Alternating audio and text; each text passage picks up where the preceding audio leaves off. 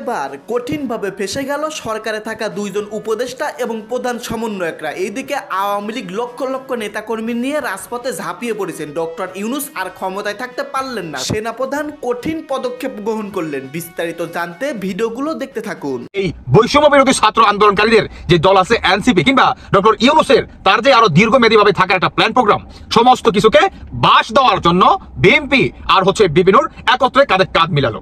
যে কোনো মুহূর্তে মাঠের রাজনীতিতেও বড় ধরনের সংঘর্ষের আশঙ্কা আমরা দেখতে পাচ্ছি স্পষ্ট।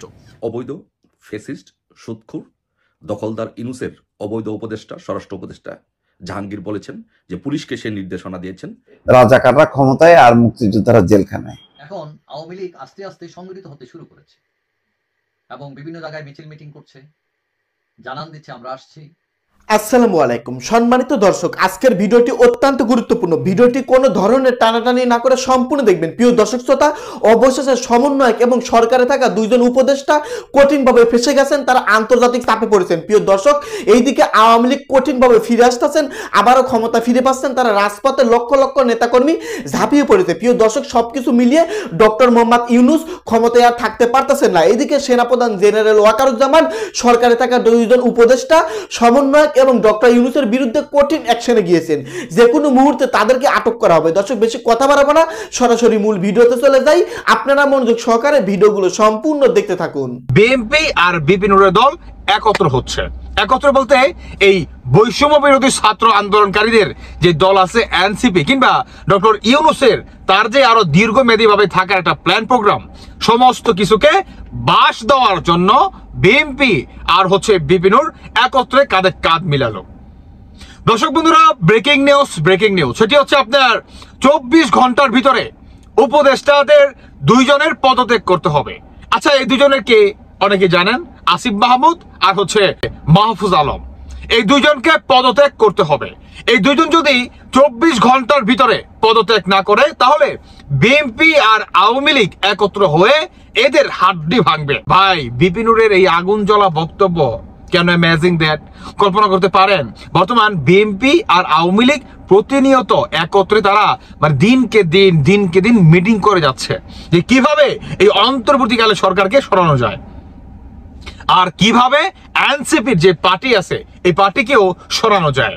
এই এনসিপি পার্টি বা পিনাকি বা বহির্বিশ্ব থেকে দেখবেন তারা বর্তমান বিপিনুরের পিছনে লাগছে। বিশেষ করে কয়দিন ধরে আপনার কি বলে, এই বান্দর যেমন মানুষের ঘাড়ে উঠে না, বান্দর যেমন ঘাড়ে উঠে, ঠিক সেম ভাবে আপনার পিনাকি বিএনপির ঘাড়ে উঠে গেছে। সমস্ত কিছু এত পরিকল্পনা, তারা বিদেশে বসে তাদের মাথা খারাপ হয়ে গেছে ডক্টর ইউনূসকে আরো 5 বছর মেয়াদী করে রাখার জন্য। আর উল্টো দিকে বিপিনুর আর বিএনপি তারা নতুন একটা কর্মসূচি, 24 ঘন্টার ভিতরে যদি এই দুইজন উপদেষ্টা তারা পদত্যাগ না করে তাহলে এনসিপি যে পার্টি আছে এদেরকে নিষিদ্ধ ঘোষণা করা হবে।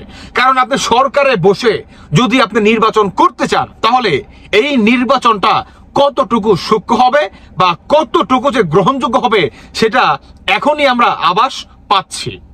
অতএব এনসিপি কে যদি রাজনীতি কিংবা নিবন্ধন গ্রহণ করতে হয় তাহলে অবশ্যই এই দুইজন উপদেষ্টাকে পদত্যাগ করে সাধারণ জনগণের কাতারে এসে তারপরে এই দুইজনকে দল করতে হবে বা এনসিপি পার্টিকে করতে হবে। আসলে আমি বিপিনুর বা বিএনপির বক্তব্যের সাথে সহমত। কারণ ভাই, আপনি নিজে সরকার আর আপনি সরকারে বসে থেকেই আপনি নির্বাচন দিচ্ছেন বা নির্বাচনের রুটম্যাপ আপনি মনে করেন ঠিক করে দিবেন, নির্বাচনের সবকিছু মনে করেন ঠিক করে দিবেন, এবং আপনার দল যেই দল নাকি আপনি ক্ষমতায় আনতে চান কিন্তু আপনি নিজেই সরকার, তাহলে এই নির্বাচনটা কতটুকু সূক্ষ্ম হবে সেটা তো আসলে বোঝাই যাচ্ছে। সমস্ত কিছু যদি বিবেচনা করেন তাহলে এনসিপির যে পার্টি আছে এই পার্টিরা ছিটকে যেতে পারে, সম্ভাবনাই বেশি। এনসিপি পার্টি দেখবেন থাকবে না বাংলার মাটিতে, এনসিপি নামক পার্টি কোনো থাকবে না। তারা যেমন ওইরা ইসা জুইরা বসছিল ঠিক তেমন ভাবেই মানুষের লাত্তি, যেমন ফুটবল যেমন মানুষ লাত্তায় না, যে পারে সেই লাত্তি মারে, এই এনসিপি পার্টিকে বাংলার মাটিতে দেখবেন ফুটবলের মতো লাত্তানো হবে, জাস্ট লাত্তানো হবে। যে নাকি জীবনে ফুটবল লাত্তি মারে নাই সেও এই এনসিপি আর সমন্বয়কদেরকে দেখলেই ঢাকা শহরে কিংবা গ্রাম অঞ্চলে দেখবেন লাত্তি দিয়ে মনে করেন উড়ায় ফেলাইব, দেখতে পারবেন। যাই হোক দর্শক বন্ধুরা, এখন হচ্ছে দেখার বিষয় যে বিএনপি আর হচ্ছে বিপিন নুরের পার্টি মানে দুইজন একত্র হয়ে সাংবাদিক সম্মেলনে তারা যে 24 ঘন্টার আলটিমেটাম দিলেন এই দুইজন উপদেষ্টাকে পদত্যাগ করতে হবে এবং পদত্যাগ করে তাদের যে এনসিপি পার্টি আছে সেই পার্টির হয়ে কাজ করতে হবে। অতএব সাধারণ জনগণ হতে হবে। যেই পর্যন্ত নাকি সাধারণ জনগণ এই দুজন উপদেষ্টা হবে না সেই পর্যন্ত এনসিপির পার্টির নিবন্ধন বাতিল করা হবে, মানে তাদেরকে নিবন্ধন দেওয়া হবে না। দর্শক বন্ধুরা, এখন দেখার বিষয় যে বিপিনুর আর হচ্ছে বিএনপির পক্ষ থেকে তাদের এই পদত্যাগের মানে উপদেষ্টা থেকে পদত্যাগ করার দাবিটা কতটুকু জোরালোভাবে করতে পারে, কিংবা সমন্বয়ক বা অন্তর্বর্তীকালে সরকারের পক্ষ থেকে এই বিপিনুর আর হচ্ছে বিএনপির যেই আলটিমেটাম এই আলটিমেটামটাকে কতটুকু গুরুত্ব দেয় নাকি বুড়ো আঙ্গুল দেখিয়ে দেয়, এটা হচ্ছে দেখার বিষয়। মৃত্যুর মিছিল যেন থামছেই না। সরকারে আওয়ামী লীগ থাকুক আর বিএনপি থাকুক অথবা ডক্টর মোহাম্মদ ইউনূস থাকুক, এই মৃত্যুগুলো কোনোভাবেই যেন বন্ধ হচ্ছে না।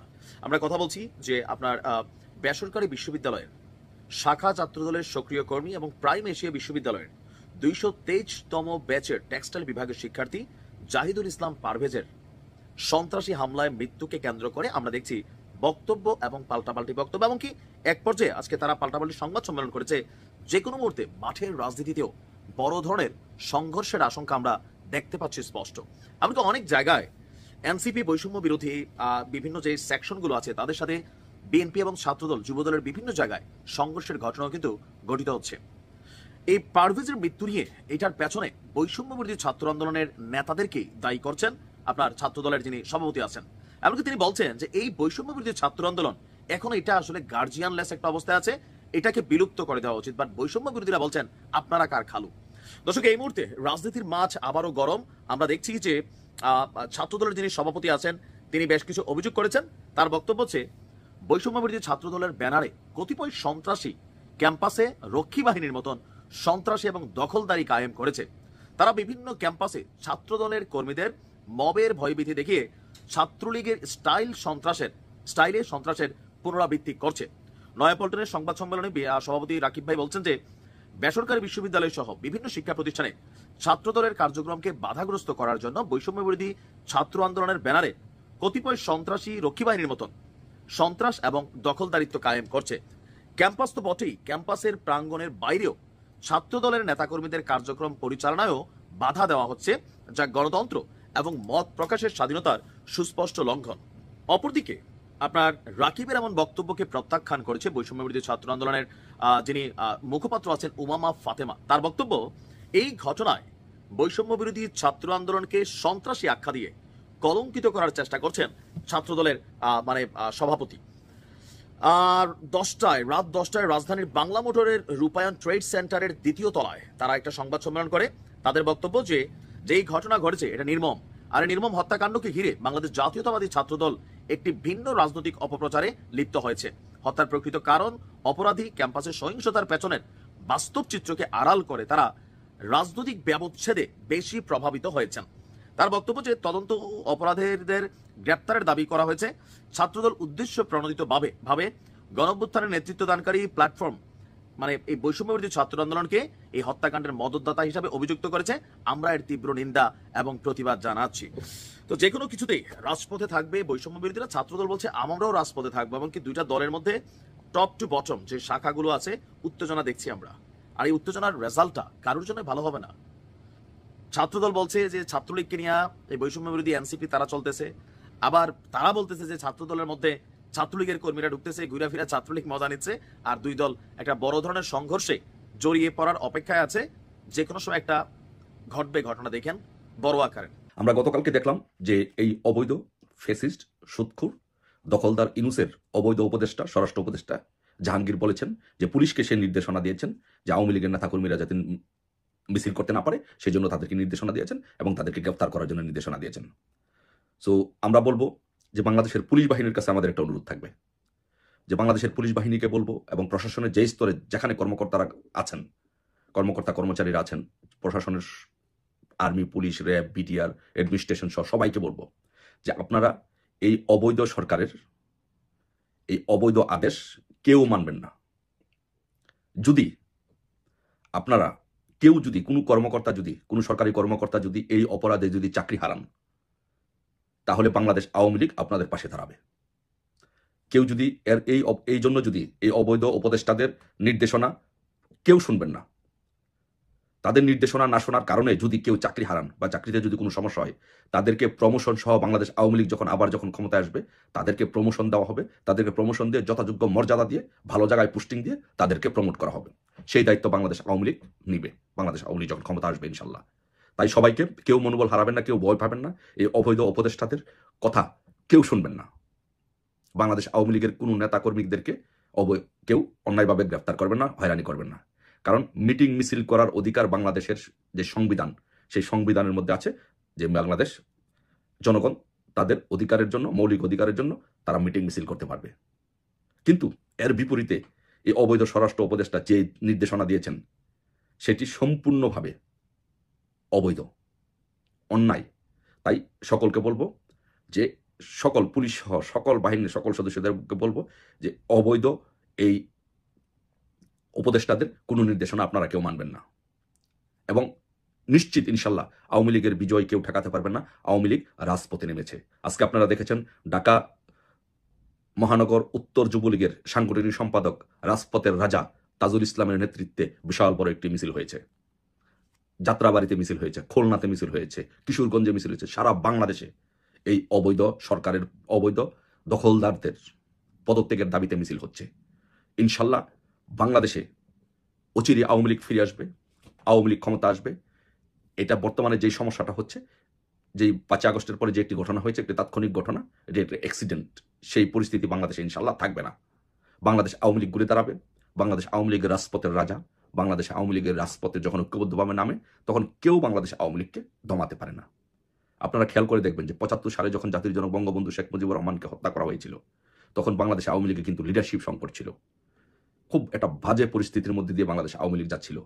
তারপর থেকে ধীরে ধীরে সেখান থেকে ঘুরে দাঁড়িয়ে বাংলাদেশ আওয়ামী লীগ বিরোধী দল হয়েছে, সরকার গঠন করেছে। 111-এর সময় নেতৃত্ব সংকট হয়েছে। 111-এর সময় আমরা 2টা প্রবলেম ফেস করেছি। একটা হচ্ছে আমাদের নেত্রী বঙ্গবন্ধু কন্যা শেখ হাসিনাকে গ্রেপ্তার করা হয়েছিল, জেলে ছিল। আর আরেকটা হয়েছে যে সংস্কারপন্থীদের একটা উৎপাত ছিল।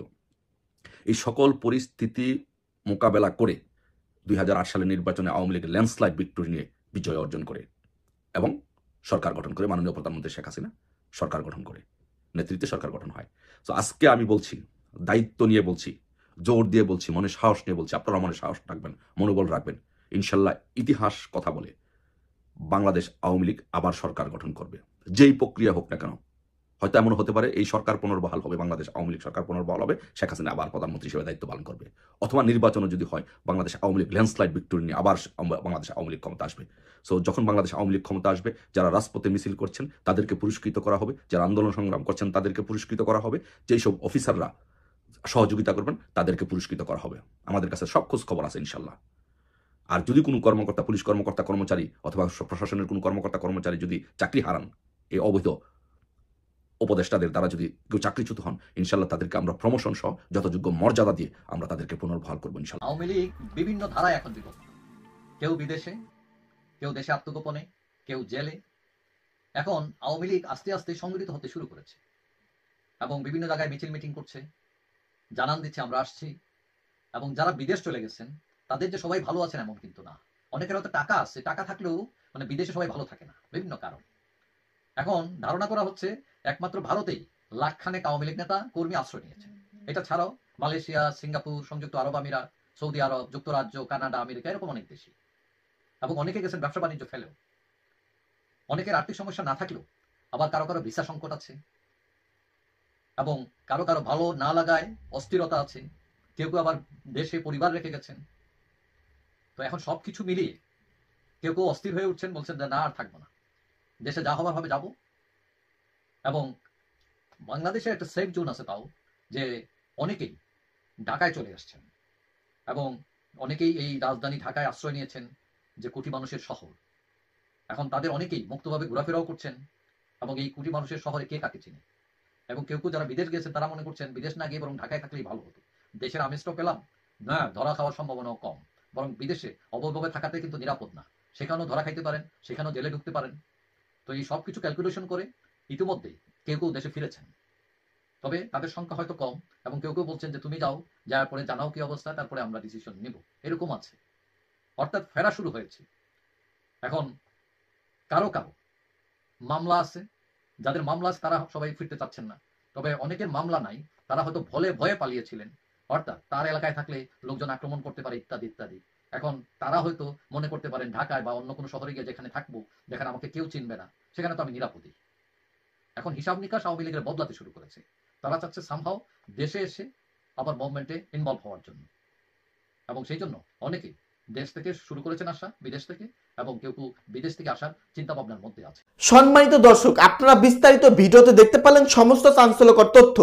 আশা করতেছি এই সম্পর্কে নতুন করে কিছুই বলতে হবে না। বর্তমান দেশের পরিস্থিতি, বর্তমান দেশের রাজনৈতিক অবস্থা খুবই উত্তপ্ত। যে কোনো মুহূর্তে যে কোনো ঘটনা ঘটে যাবে। এরই মধ্যে সরকারে থাকা দুইজন উপদেষ্টা এবং প্রধান সমন্বয়ক এবং ডক্টর ইউনূস কঠিনভাবে ফেঁসে যাচ্ছেন আন্তর্জাতিকভাবে। এইদিকে আওয়ামী লীগের লক্ষ লক্ষ জনতা মাঠে নেমে গেছে। প্রিয় দর্শক, সবকিছু মিলিয়ে এখন সেনাপ্রধানের কি পদক্ষেপ নেওয়া উচিত, দেশের একজন সাধারণ নাগরিক হিসেবে আপনারা কি চান? আপনাদের মূল্যবান মন্তব্য ভিডিওর কমেন্টে অবশ্যই লিখে ঝটপট জানিয়ে দিবেন। ভিডিওর সঙ্গে সম্পূর্ণ আকারে থাকার জন্য আপনাদের সবাইকে অসংখ্য ধন্যবাদ।